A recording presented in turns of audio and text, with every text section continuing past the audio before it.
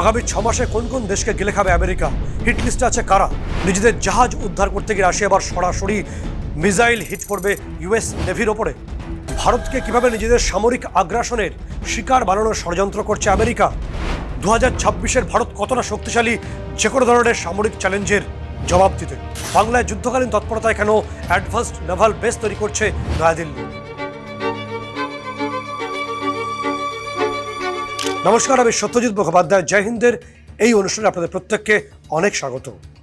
দেখবেন যে পুকুর বা জলাশয়, নদী বা সমুদ্র, সেখানে ছোট মাছেদের গিলে খায় বড় মাছ, এবং ছোট মাছরা নিজেদের ছোট অবস্থার জন্য বা দুর্বল হওয়ার জন্য বড় মাছদের প্রতিরোধ করতে পারে না, এবং এই অবস্থাকে বলা হয় মৎস্যান্যায়।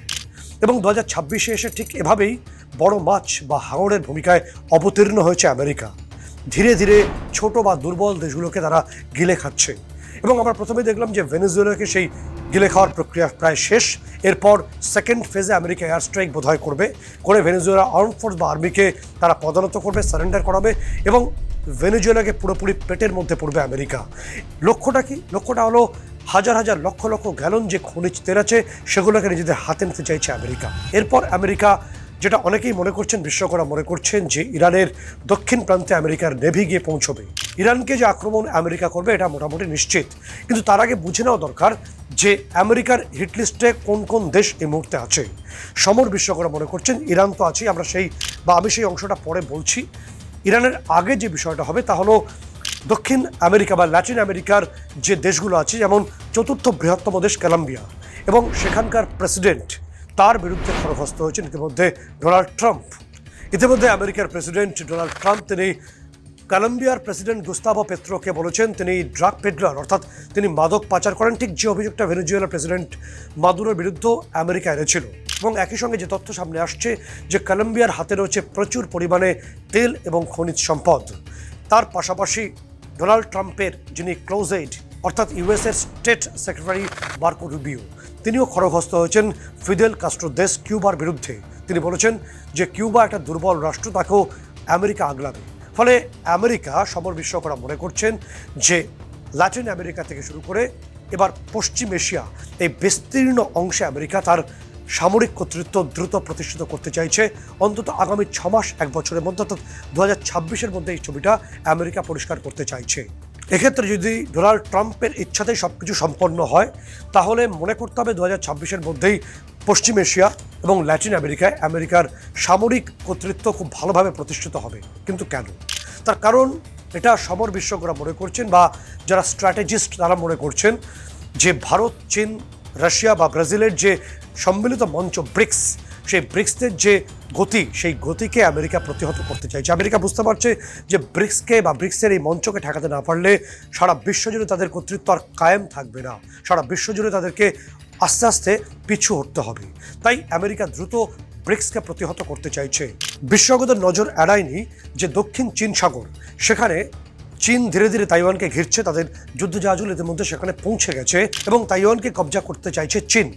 ফলে এই অংশে আমেরিকা ইতিমধ্যে চীনকে থ্রেট করেছে, এবং এই পরিস্থিতিকে ঘিরে যদি ওয়ার সিচুয়েশন এসক্যালেট করে তাহলে অবাক হওয়ার কিছু নেই। কারণ ইতিমধ্যে চীন আমেরিকাকে সমঝে দিয়েছে যে কোনো রকম ভুল পদক্ষেপ আমেরিকা করলে তারা পরবর্তী যে সামরিক পদক্ষেপ চীন তো অবশ্যই নেবে।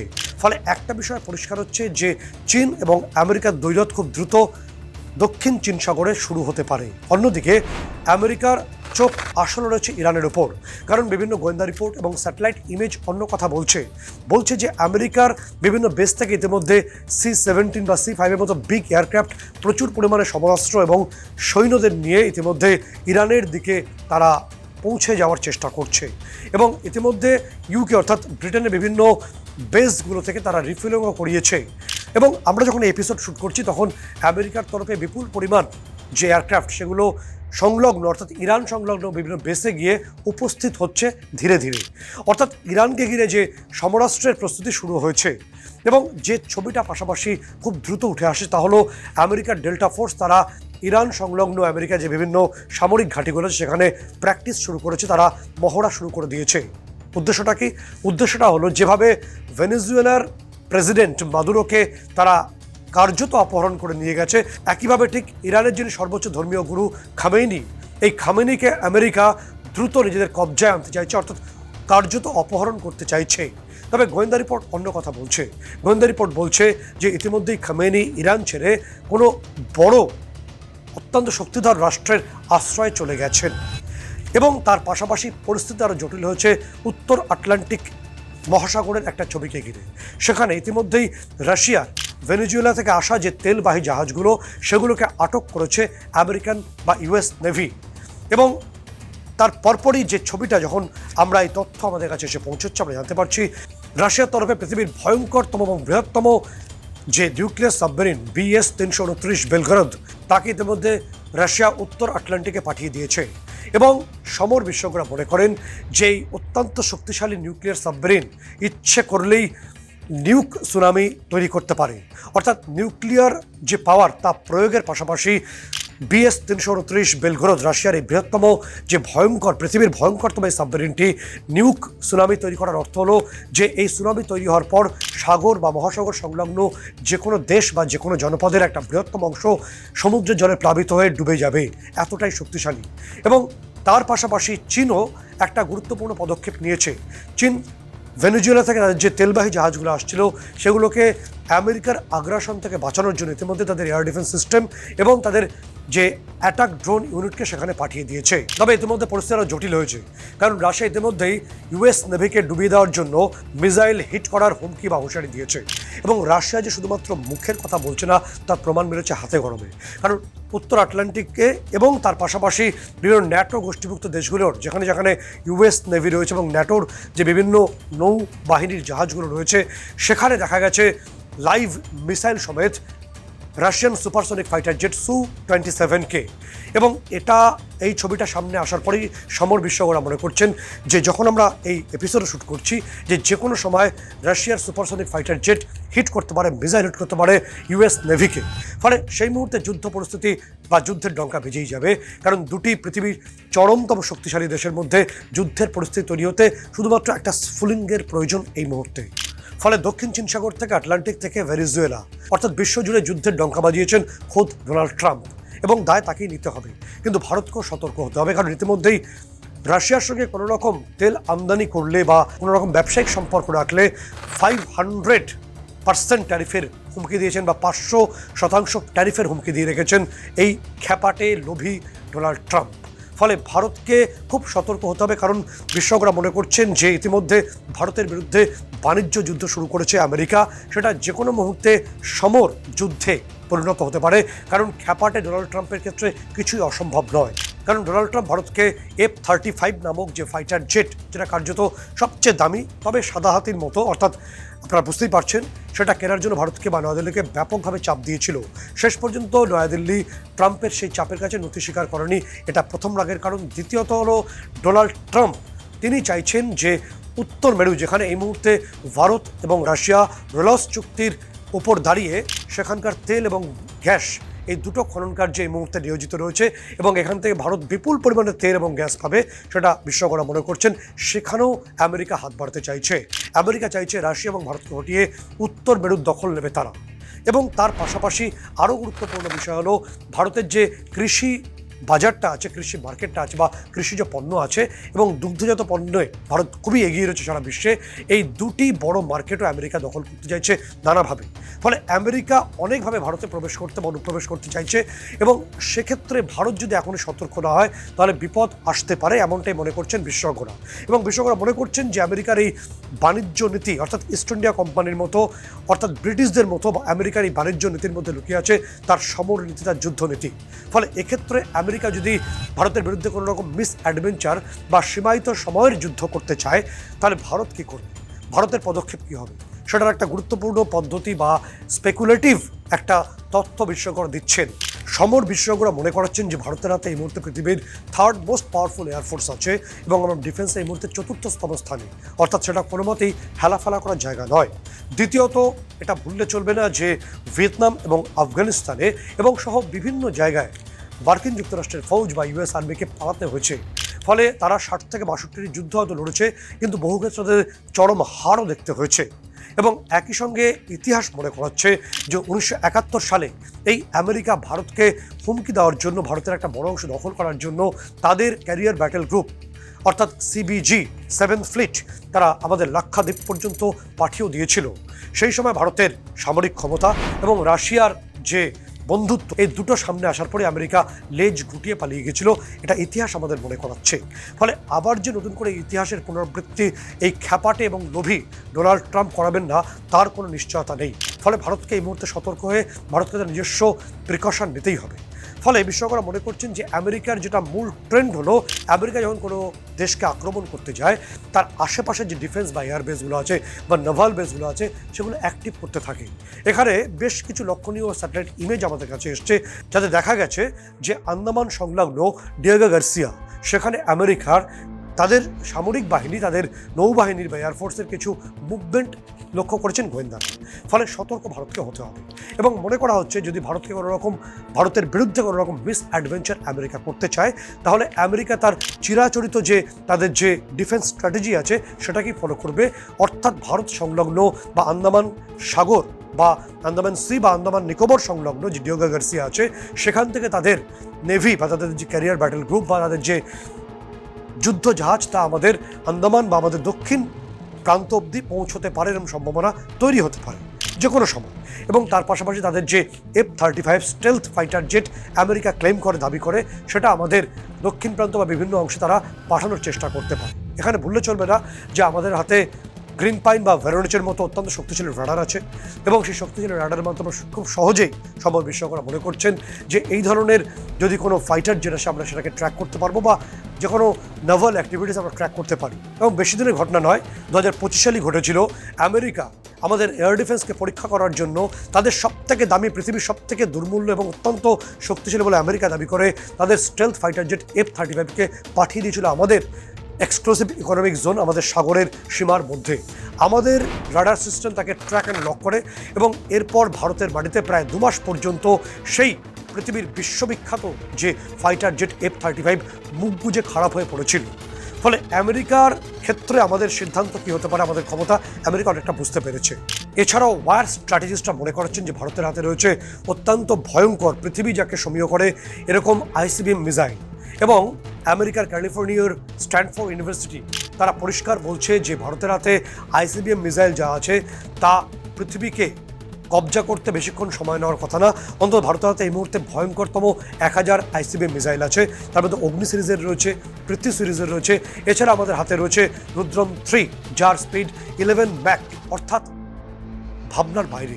এছাড়া আমাদের হাতে রয়েছে ব্রাহ্মোস 2, যার স্পিড 8 ম্যাক পর্যন্ত, অর্থাৎ আমেরিকার হাতে তাদের সর্বোচ্চ এয়ার ডিফেন্স সিস্টেম থার্ড রয়েছে 350 কিলোমিটার পর্যন্ত। এই থার্ড এয়ার ডিফেন্স দিয়ে আমেরিকা ভারতের অতি শক্তিশালী মিসাইলগুলোকে কোনোভাবেই প্রতিরোধ করতে পারবে না, এটা ওয়ার স্ট্র্যাটেজিস্টরাই বলছেন। তাহলে কি হবে? তাহলে যখনই আমাদের উপর আমেরিকা তাদের বিভিন্ন বেস থেকে, অর্থাৎ এশিয়ার বিভিন্ন বেস থেকে যে কোনো ধরনের বেস অ্যাডভেঞ্চারের চেষ্টা করবে, যদি কখনো করে বা সেই পরিস্থিতি তৈরি হয়, সেক্ষেত্রে আমাদের ICBM মিসাইলগুলো খুব দ্রুত পৌঁছে যাবে দুবাই। একই সঙ্গে আমেরিকা কী করতে পারে, আমেরিকা তার দুবাইয়ের বেস থেকে B-2B বোম্বার আমাদের ভারতের দিকে পাঠাতে পারে। এই সম্ভাবনা বিভিন্ন সময় থেকে যায়, সমর বিশেষজ্ঞরা এমনটাই মনে করছেন। তাহলে আমরা কি করতে পারি? সমর বিশেষজ্ঞরা মনে করাচ্ছেন যে আমাদের হাতে থাকা পৃথিবীর ভয়ঙ্করতম যে ICBM মিসাইলগুলো যেগুলো আছে, সেগুলো দ্রুত এরপর ছুটে যাবে আমেরিকার এশিয়ার বিভিন্ন এয়ারবেস বা ডিফেন্স বেসগুলোতে, এবং সেখানে আমেরিকার যে স্বল্প মাত্রার এয়ার ডিফেন্স সিস্টেম, যদি বা সেগুলো ইনস্টল করা থাকে, সেগুলো কোনোভাবেই আমাদের এই ভয়ঙ্কর ICBM মিসাইলকে প্রতিহত করতে পারবে না, এবং তার ফলাফল হবে ধ্বংসের ছবি। আমেরিকাকে দেখতে হবে তার এক একটা বেস ভেঙে পড়ছে, টুকরো টুকরো হচ্ছে।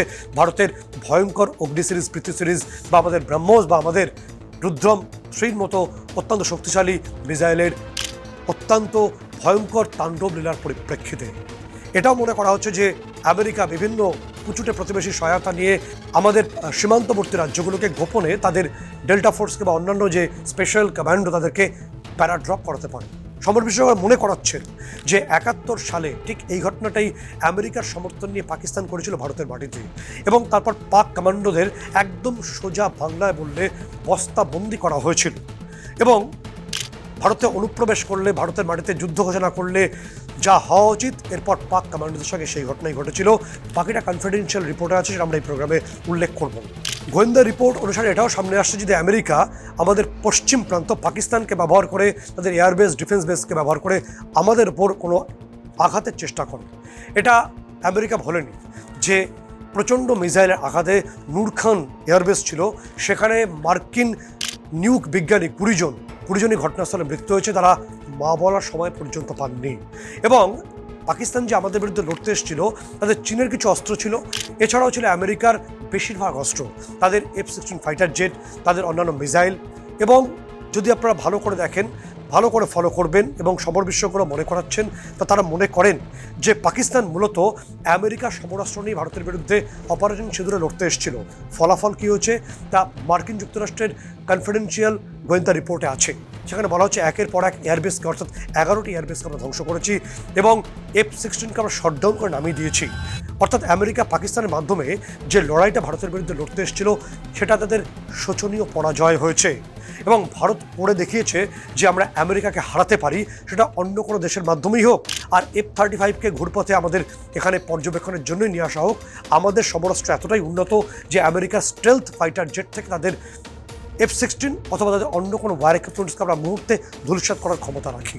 একাধিক কনফিডেন্সিয়াল রিপোর্ট বলছে আমেরিকার আরও একটা ভীষণ ভয় ভারতকে নিয়ে আছে।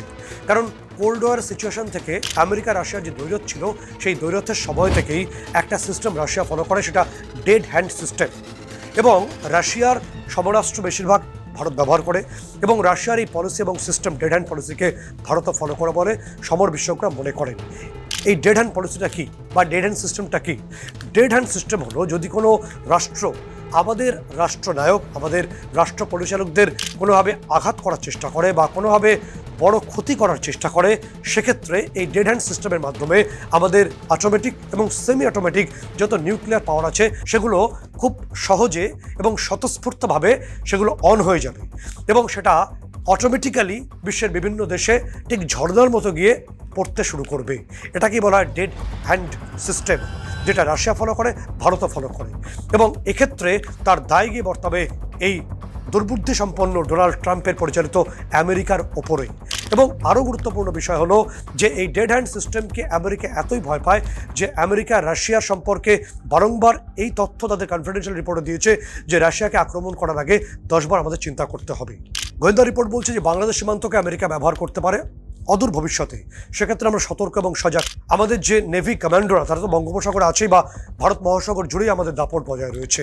তার পাশাপাশি খুব শর্ট রেঞ্জে, খুব দ্রুত প্রত্যাঘাত করতে, উত্তর দিতে আমরা ইতিমধ্যেই হলদিয়াতে, অর্থাৎ এই বাংলায় একটা অ্যাডভান্সড নাভাল বেস তৈরি করা হচ্ছে এবং ইতিমধ্যে ডিফেন্স কাউন্সিল তাতে অনুমোদন দিয়েছে। এবং হলদিয়াতে এই যে অ্যাডভান্সড নাভাল বেসটা তৈরি করা হচ্ছে, সেখানে বারকোদ সহ 100 জন কমান্ডো থাকবে, নেভি কমান্ডো থাকবে এবং একই সঙ্গে অত্যাধুনিক যে যুদ্ধ জাহাজ থাকবে। অর্থাৎ বাংলাদেশ যদি কোনোভাবে অন্য কোনো বিদেশি শক্তির মাধ্যমে ভারতকে চোখ তুলে তাকানোর চেষ্টা করে, সঙ্গে সঙ্গে প্রত্যাঘাত দ্রুত করার জন্যই হলদিয়াতে এই নেভাল বেস বা অ্যাডভান্স নেভাল বেস তৈরি করা হচ্ছে। তার ইতিমধ্যে অনুমোদন পাওয়া গেছে। আমাদের প্রতিরক্ষামন্ত্রী গোটা বিষয়টাই খুব দ্রুত নজর দিয়ে দেখছেন এবং তিনিই ব্যাপারটায় মূল উদ্যোগ নিয়েছেন এবং অন্যান্য অংশে অ্যাডভাইস এসছে। আমাদের এনএসের তরফেও সেই অ্যাডভাইস ইতিমধ্যে এসে গেছে। এবং আমেরিকার বর্তমান যে পলিসি বা ডোনাল্ড ট্রাম্পের যে আতপাগলামো অ্যাটিটিউড বা তার অতি লোভ, এর পরিপ্রেক্ষিতে দ্রুত আমেরিকা একা হয়ে পড়ছে সারা বিশ্বে। না, আমি বলছি না, তার তত্ত্ব এবং তথ্য বিভিন্ন ছবিতে উঠে আসছে। কারণ আমরা আগেই বলেছিলাম যে উত্তর মেরুর দখল নিতে মরি আমেরিকা, এবং ঠিক সেই কারণেই আমেরিকা ডেনমার্ককে চমকেছে। কারণ ডেনমার্কের সংলগ্ন অংশেই রয়েছে বিশ্বের সবচেয়ে বড় দ্বীপ গ্রিনল্যান্ড, এবং গ্রিনল্যান্ডে যদি আমেরিকা তার আর্মি বেস বা ডিফেন্স বেস তৈরি করতে পারে, তাহলে উত্তর মেরুতে আমেরিকা তার থাবা জমাতে পারবে এবং রাশিয়া এবং ভারতকে উৎখাত করার চেষ্টা করতে পারবে। তবে ইতিমধ্যে ডেনমার্ক সরাসরি বলেছে যে আমেরিকা যদি গ্রিনল্যান্ডের সেনা নামায়, তাহলে তার তীব্র প্রতিবাদ এবং প্রতিরোধ ডেনমার্ক করবে। এবং ডেনমার্ক ন্যাটো গোষ্ঠীভুক্ত দেশ বলে ইতিমধ্যে ডেনমার্কের পাশে দাঁড়িয়েছে গ্রেট ব্রিটেনও। ফলে ইউরোপিয়ান ইউনিয়ন এবং ন্যাটো দেশগুলোর সঙ্গে আমেরিকার সম্পর্ক ক্রমশ তলানিতে যাচ্ছে বলেই বিশেষজ্ঞরা মনে করছেন। এবং সেই কারণেই ফ্রান্সের প্রেসিডেন্ট ইমানুয়েল ম্যাক্রন বলেছেন যে প্রতিবেশী হতে গেলে প্রতিবেশীর সঙ্গে সুসম্পর্ক রাখতে হবে, তাকে মর্যাদা দিতে হবে। আমেরিকা যা করছে তাকে কোনোভাবেই মানা যায় না, বরদাস্ত করা যায় না। এবং ফ্রান্স তো অত্যন্ত শক্তিশালী একটি দেশ, তারাই আলাদা ব্লক তৈরি করেছে আমেরিকার জন্য। অর্থাৎ আমেরিকা নিজের শক্তির মধ্যে, নিজের মিত্র শক্তির মধ্যেই নিজের ব্যবহারের জন্য, নিজের লোভের জন্য, নিজের খ্যাপাটে পাগলামো স্বভাবের জন্য ডোনাল্ড ট্রাম্প তার বিরোধী পক্ষকে তৈরি করে ফেলেছেন। এবং সাম্প্রতিক সময় দেখা গেছে যে বাংলাদেশ তুরস্কের থেকে বেশ কিছু সমর্থন নিয়েছে, তুরস্কের থেকে প্রচুর সামরিক বা ওয়্যার ইকুইপমেন্টস দিচ্ছে, এবং তুরস্ক জেনে বুঝে ভারতকে ডিস্টার্ব করার জন্য বাংলাদেশকে বিপুল পরিমাণ সমরাস্ত্র বিক্রি করছে। গল্পটা এখানেই থেমে নেই, কারণ ইতিমধ্যেই একাধিক রিপোর্টে উঠে আসছে যে Bharat LRSAM anti-ship hypersonic missile গ্রিসের হাতে তুলে দিয়েছে। আমাদের সঙ্গে গ্রিসের সামরিক চুক্তি ইতিমধ্যেই হয়েছে, এবং তথ্য বলছে, সমর বিশেষজ্ঞরা বলছেন যে তুরস্কের হাতে এমন কোনো অ্যাডভান্স এয়ার ডিফেন্স সিস্টেম নেই যে ভারতের এই অ্যান্টিসিপ হাইপারসোনিক মিসাইলকে প্রতিরোধ করতে পারে। অর্থাৎ শঠে ষাট্ঠং নীতি ভারতের ক্ষেত্রে প্রয়োগ করছে, এমনটাই মনে করছেন বিশেষজ্ঞরা। এবং বিশেষজ্ঞরা এটাও বলছেন যে ভারত ডিপ্লোম্যাসি এবং ডিফেন্স, আজকের ভারত দুটোই বোঝে। আপনি যা চাইবেন সেই ফুলেই আপনাকে তুষ্ট করা হবে। তাই কি ভারতের ভবিষ্যৎ পরিকল্পনা এবং যুদ্ধনীতির আঁচ পেয়েই কিছুটা ভীত সন্ত্রস্ত বাংলাদেশ বা ইউনুস সরকার, ওয়ার স্ট্র্যাটেজিস্টরা মনে করেন যে আমেরিকাই হোক আর তুরস্কই হোক, ভারতকে আঘাত করলে আজকের ভারত দ্রুত প্রত্যাঘাত করবে, এটাই একমাত্র পথ আমাদের ক্ষেত্রে। আসন্ন প্রজাতন্ত্র দিবসে উর্সুলা ভন ডের লিয়েন, হ্যাঁ ইনি হলেন ইউরোপিয়ান কমিশনের প্রেসিডেন্ট, তিনি ভারতের আসছেন চিফ গেস্ট হিসাবে, এবং তার মাধ্যমে ভারতের সঙ্গে ইউরোপিয়ান ইউনিয়নের ফ্রি ট্রেডিং হবে, এবং ইউরোপিয়ান ইউনিয়নের সঙ্গে ভারতের সমরাস্ত্রের একাধিক চুক্তি হতে পারে। ছবিটা খুব পরিষ্কার আমেরিকার জন্য।